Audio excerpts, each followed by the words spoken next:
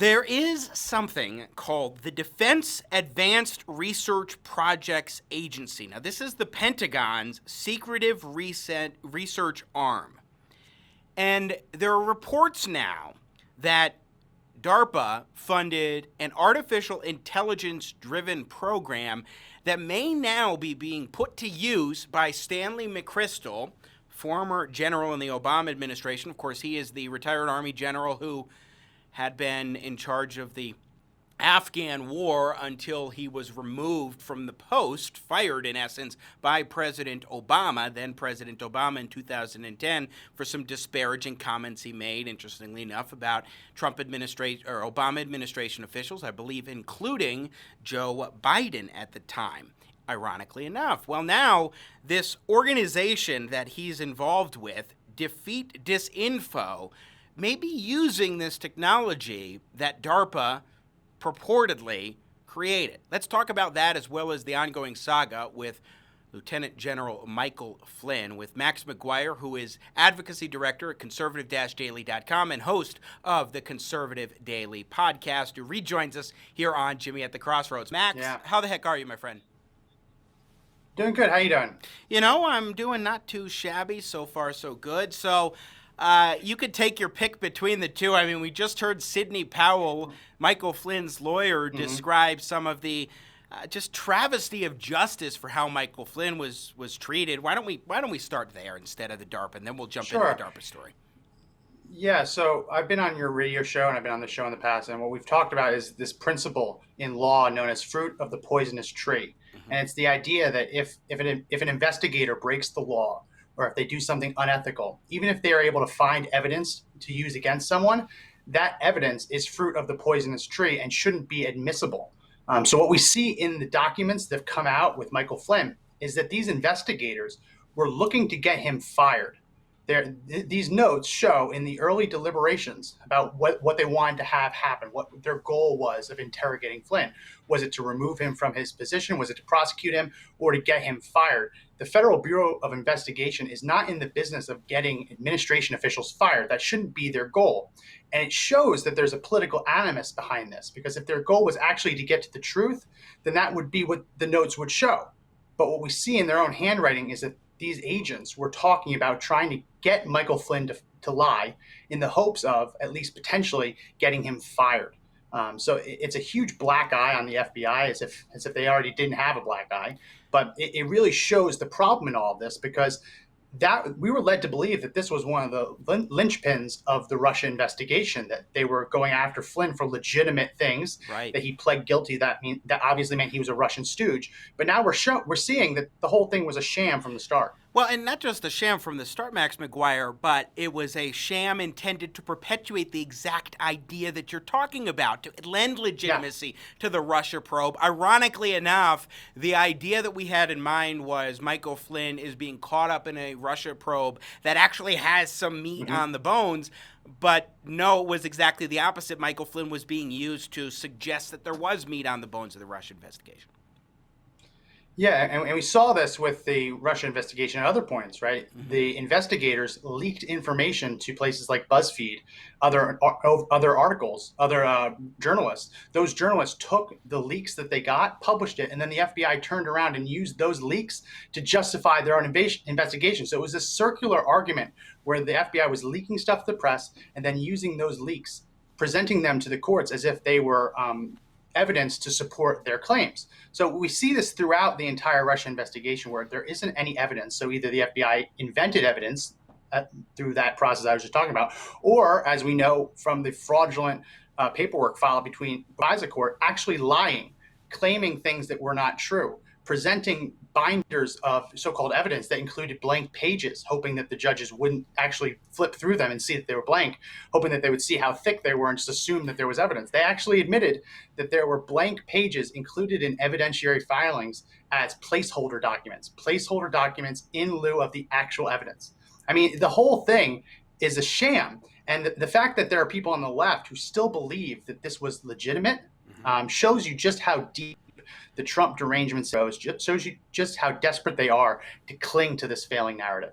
Let's go to cut 3 here. President Trump was asked the other day about the possible rehiring of Michael Flynn and his view on that prospect and whether or not it's actually something that could take place.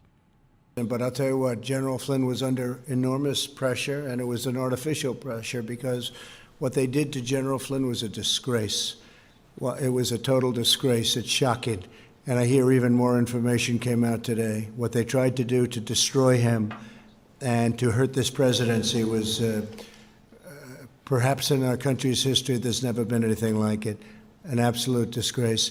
But I'll rely on what the vice president said. I can say this, and I think you understand this, John, very well. What happened to General Flynn should never happen again to a citizen of this country. Yes, please. You said that Michael Flynn would come back even bigger and better. So are you going to pardon him? And if so, are you considering to bring him back into your administration? Well, it looks to me like Michael Flynn would be exonerated based on everything I see. Look, I'm not the judge, but I have a different type of power. But I don't know that anybody would have to use that power. I think he's exonerated everything. I've never seen anything like it. What they did, what they wrote, you see this, General. You wouldn't want this happening to you, what they did to General Flynn. And it's just disgraceful. So, you know, I guess we'll get to that maybe someday or maybe not. Hopefully we won't have to get there. Well, would you consider bringing him back into your administration? Well, I think he's a fine man. I think it's terrible what they did to him. It's something that nobody's asked me, but you're asking me for the first time. I would certainly consider it, yeah. I would certainly consider it. Now, I think his point, Max McGuire, about how he shouldn't have to pardon him, that Michael Flynn should be exonerated, is really the key point, that he shouldn't be getting to a point where it's the president needing to pardon him, because this is a complete miscarriage of justice.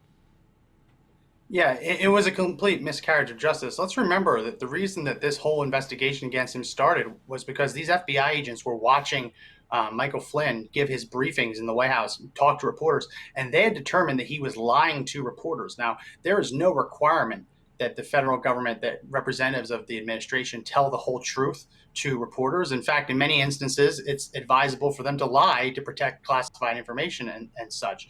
But these FBI officials saw that Flynn was not telling the truth to the media. So they tried to get him to say the same thing to them, which would be a crime because you're not allowed to lie to a federal investigator. Presumably, I guess it would probably have leaked if they got him to tell the truth. I mean, everything in those days were leaking.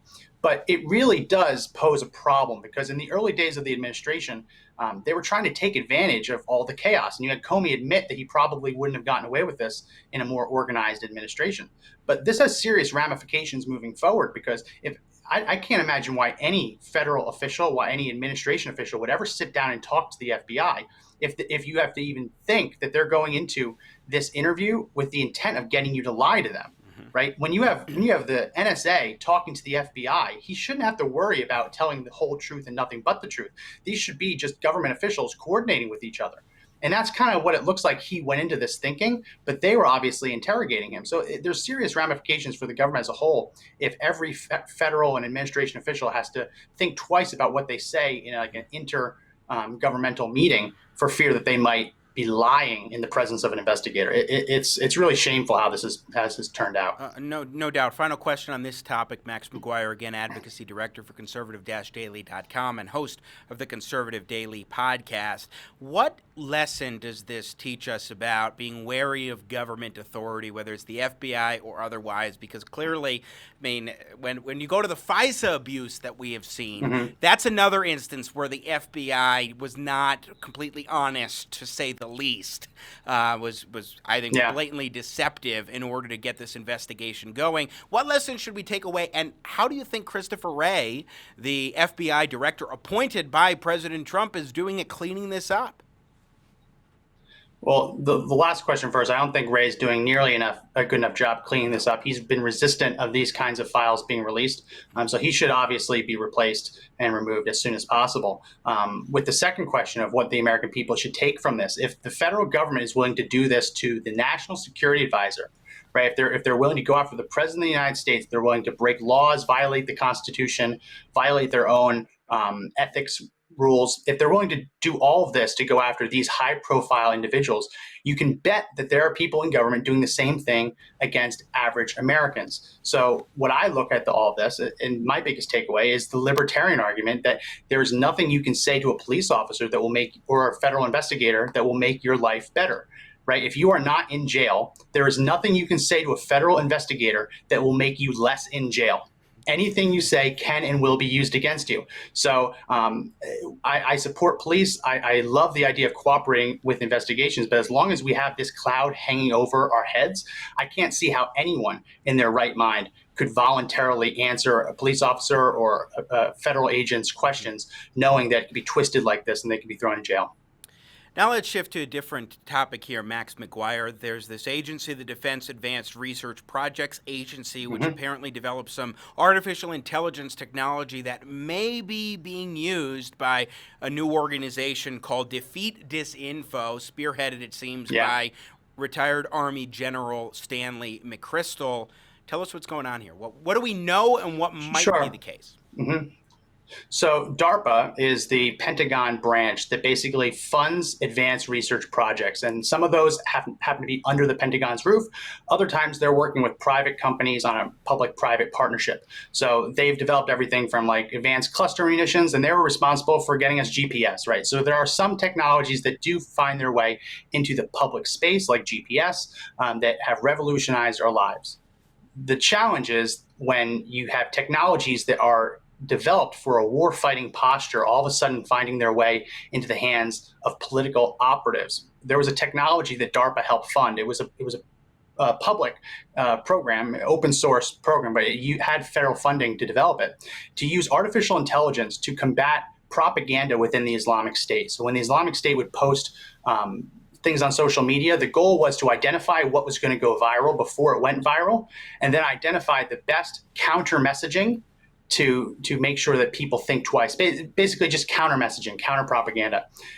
So that technology, as I mentioned, was open source. It was partially funded by the government. It's now being used by this group, Defeat Disinfo, against Trump supporters. And they claim that it's necessary because Trump supporters, they don't like that people are defending the president on social media. They don't like that at the top of Trump's Twitter replies are conservatives defending him. So their goal is to identify the things that are going to go viral before they do, and then identify the best way to form a message, and then get that message into the hands of their sock puppet accounts, their influencers, social influencers, celebrities, so that everyone on their side can have a unified message to counteract what they see as propaganda. It's pretty scary because you would never expect actual like weapons that the Pentagon researches to find their way into civilian hands, but this technology is.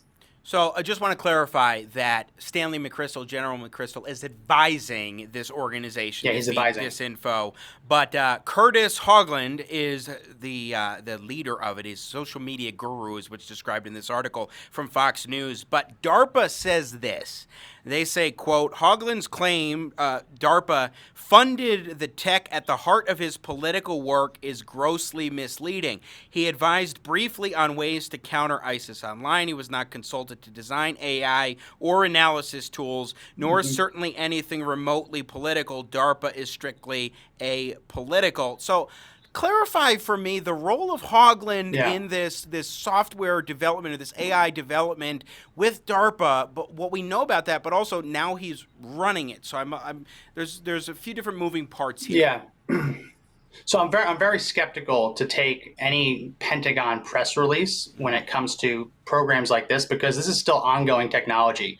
This is stuff that the Pentagon is using against the Islamic State, is using against foreign countries. So I would always take any press release that they give with a grain of salt, because obviously they're not going to admit that they're using this kind of technology. And what I mentioned before is that what we do know is that the Pentagon did fund this technology, and it was an open source. They were one of many funders, many backers for it.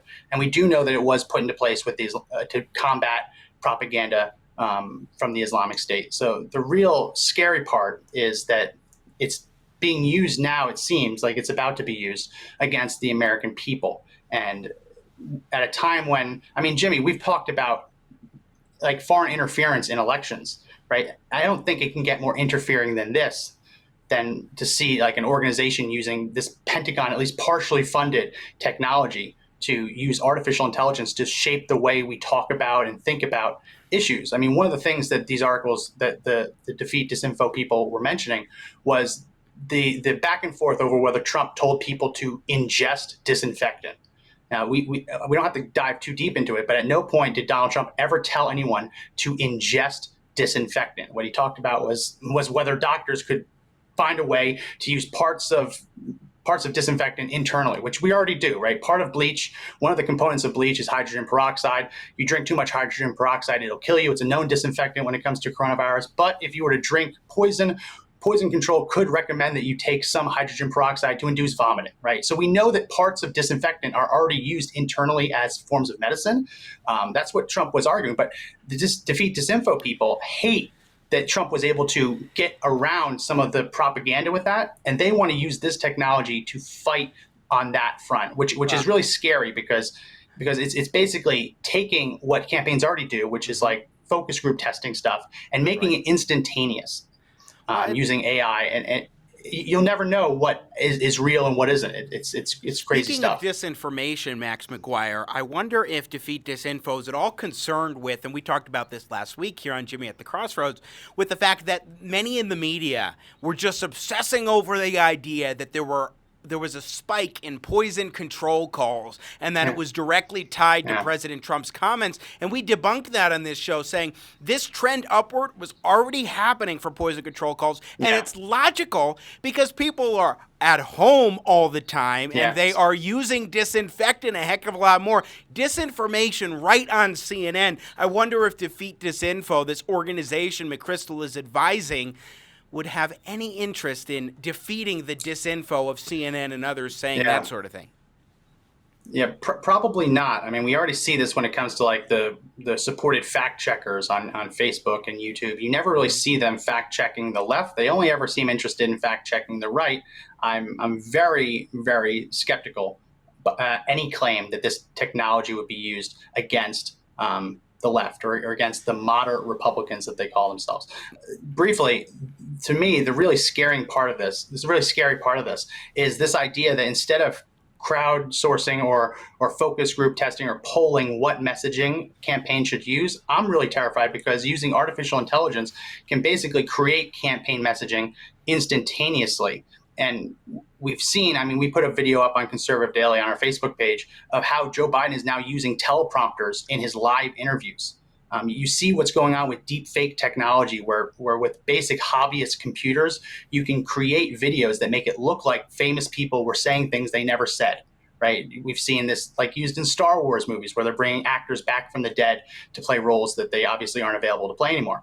So when you see that technology and you see this, it's entirely possible, Jimmy, in not too long, you could see the rise of the artificial candidate. You could see the rise of AI-generated messaging using deep fake video technology to create videos that the candidate has never done, right? The candidate has never said. Look, it's really scary. You're so right about that. And I stumbled upon one of those YouTube channels, and I heard Martin Luther King Jr., I think it was, and JFK and others talk about the tragedy of Darth Plagueis the Wise. Now, they pronounced it Plagueis because it was automated, but it was from a computer system having these individuals talk about things that are absolutely absurd. Like JFK was dead decades before Star Wars Episode 3 with Palpatine telling Anakin about the tragedy of Darth Plagueis.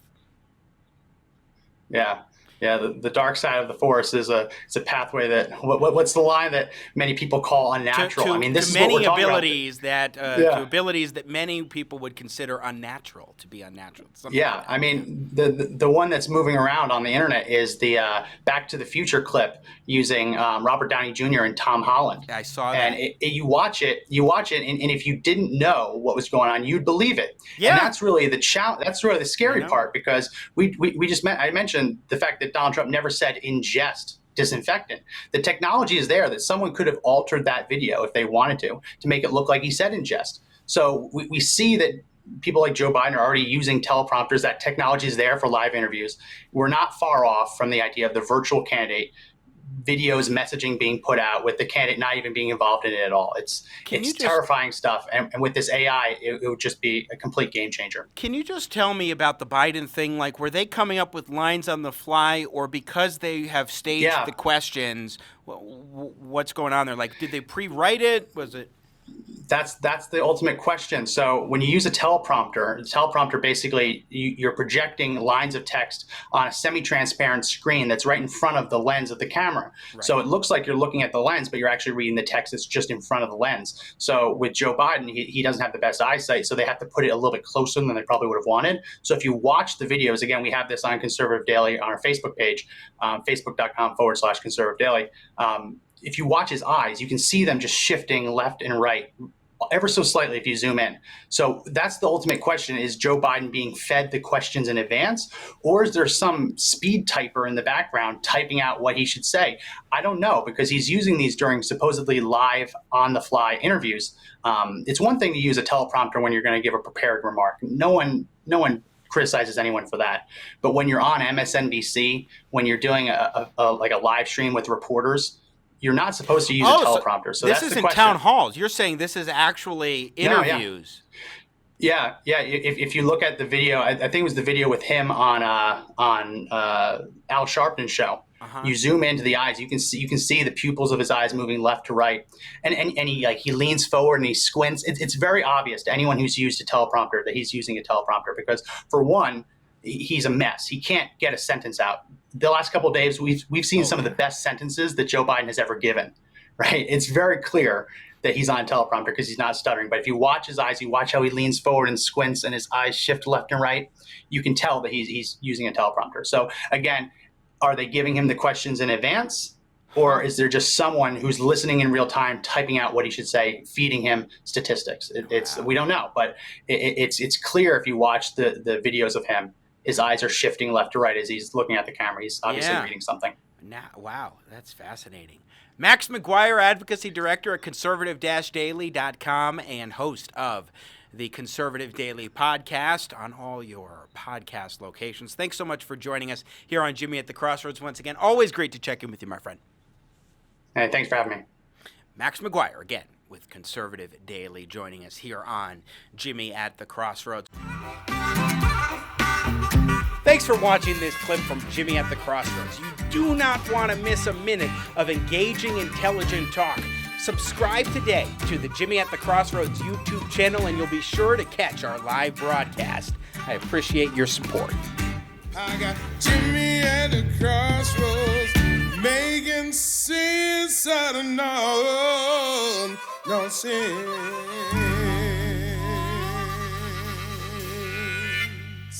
Yeah.